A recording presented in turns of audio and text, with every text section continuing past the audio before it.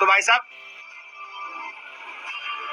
बखैती करने का तरीका जो है वो अच्छा नहीं है, क्योंकि आप भी जानते हैं आखिर में आपको भीख मांगने आना पड़ेगा। वो रमीज रजा ने क्या कहा था कि तुम्हारे मुल्क का क्रिकेट जो है वो हमारे पैसे से चलता है, वो पैसा जो हम आईसीसी को देते हो तुमको चंदन दे देती है। तो अगर तुमको भीख मांगना है, चंदा मांगना है, तो तरीका आपका थोड़ा कैजुअल है। हालांकि पाकिस्तान के बॉयकॉट को लेकर बड़ी सारी बातें चल रही है। पाकिस्तान अभी भी कह रहा है जी हम आईसीसी को जवाब नहीं देंगे, हमारे यहाँ कोई मतलब नहीं है, आईसीसी से हमारा नहीं है, जो हमारी सरकार कहेगी वही हम करेंगे। लेकिन पाकिस्तानी खिलाड़ियों की जो है वो फटके फ्लावर हो गई।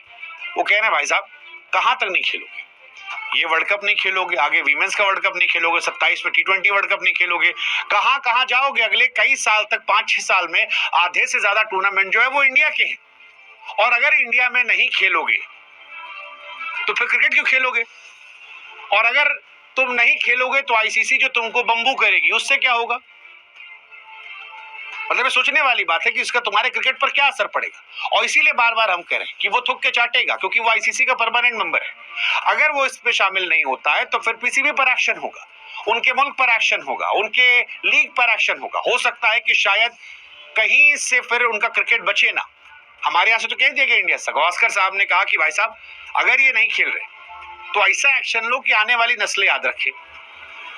उधर ये भी कहा जा रहा है गावस्कर साहब की तरफ से कि पाकिस्तान के लिए कोई दिक्कत नहीं, क्योंकि शर्म हया तो बेच खाएं।